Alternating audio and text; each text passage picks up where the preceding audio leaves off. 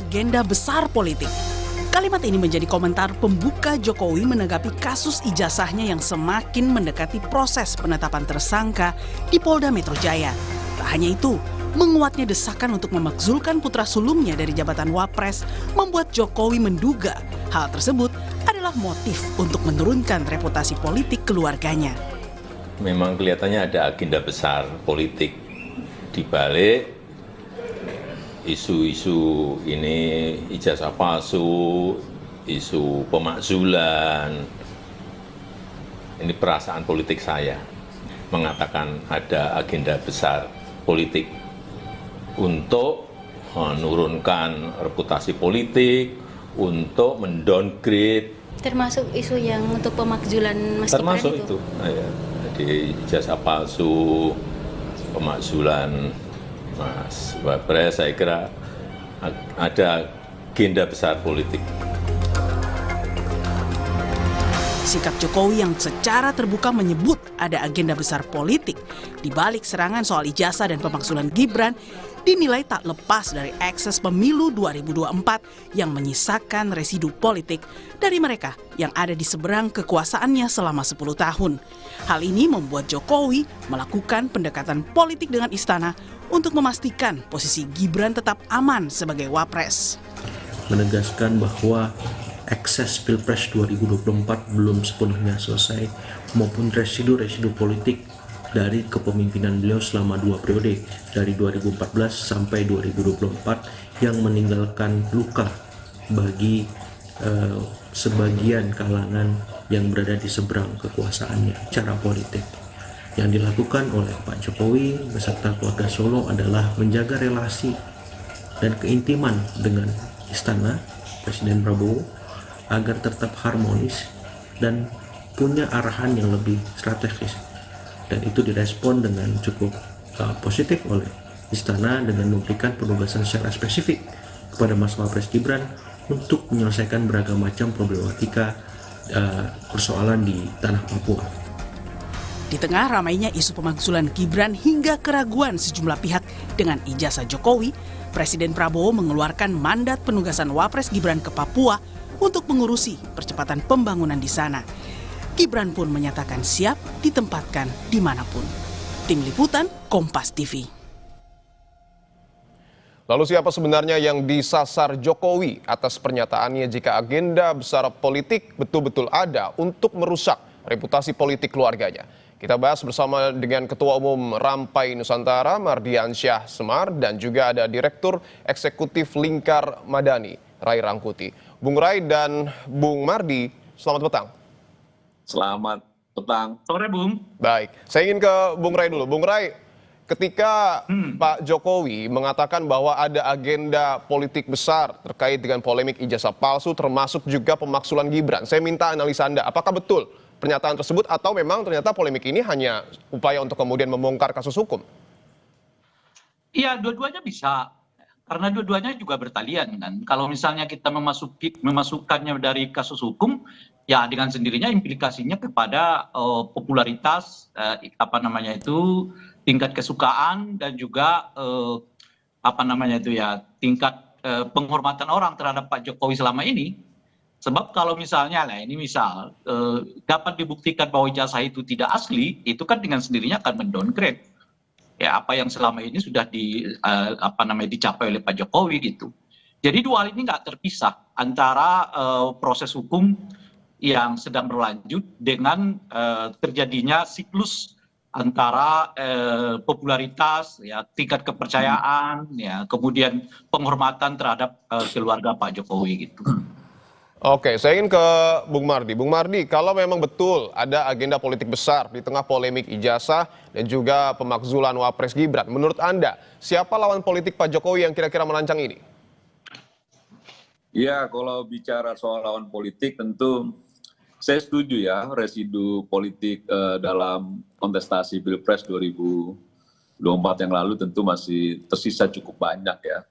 Dan di masa kepemimpinan Pak Jokowi, 10 tahun masa kepemimpinan Jokowi tentu juga banyak kelompok-kelompok kepentingan yang merasa tidak diuntungkan atau merasa juga beberapa hal yang diamputasi oleh Pak Jokowi yang memang pasti standingnya demi kepentingan bangsa dan negara.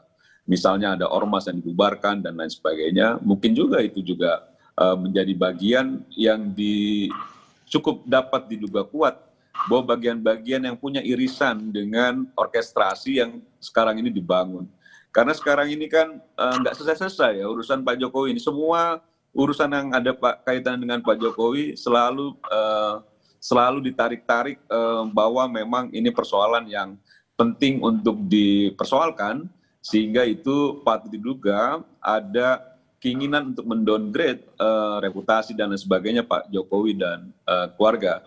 Tapi memang dalam Pilpres 2024 kemarin menjadi kunci ketika ternyata Pak Jokowi juga menjadi kunci kemenangan Pak Prabowo dan Mas Gibran. Oke, Bung Ray, menurut Anda yang paling memungkinkan, yang merancang jika betul ada skenario ini dari dalam koalisi atau dari luar? Ya kalau tadi kan disebutkan orang-orang yang merasa kalah dalam Pilpres itu. Yang kalah itu kan ada dua kan. Satu pasangan Anies Baswedan Caimin, dan yang kedua Ganjar dan Pak Mahfud. Yang satunya diusung oleh PKB dan Nasdem, yang satunya diusung oleh PDI Perjuangan. Nah kalau disebut orang-orang yang kalah itu ya mungkin berkisar sekitar situ. Pertanyaannya adalah kalau kita korelasikan antara dua ini dengan mereka yang sedang katakanlah misalnya satu mempersoalkan ijazah, kedua mendorong pemakzulan Gibran gitu, ada keterkaitan langsung nggak? Kan itu dulu alat ujinya tuh. Kalau kasus ijazah ini misalnya kan sejak 4 tahun yang lalu tuh, udah dipersoalkan oleh mereka, apakah itu Roy Suryo apa siapa macam-macam dan sebagainya. Artinya justru kala Pak Jokowi masuk pada periode kedua, di mana Pak Jokowi saat itu masih bersama dengan PDI Perjuangan. Tapi gini Bung Ray, kenapa yang harus disasar sosok dari Presiden ke-7 Joko Widodo? Maksudnya kenapa Pak Jokowi yang Betul. disasar? Yang jadi sasaran tembaknya kenapa Pak Jokowi? Ya kita nggak tahu orang-orang mau sasar siapa kan itu pertama ya hak warga negara, kedua memang boleh jadi orang merasa bahwa Pak Jokowi itu punya masalah gitu ya, yang ketiga juga mungkin ada juga orang merasa bahwa kebohongan-kebohongan yang kayak begini di dalam sistem pemerintahan kita dan perilaku politik kita itu harus dihentikan. Dan oleh karena itu harus dibongkar. Banyak sekali motifnya, nggak akan ada satu motif tunggal di dalam hal itu gitu. Nah cuman apapun motifnya misalnya dari sekian banyak itu, jelas kalau kasus ini bergulir, ya potensial akan menurunkan kredibilitas Pak Jokowi.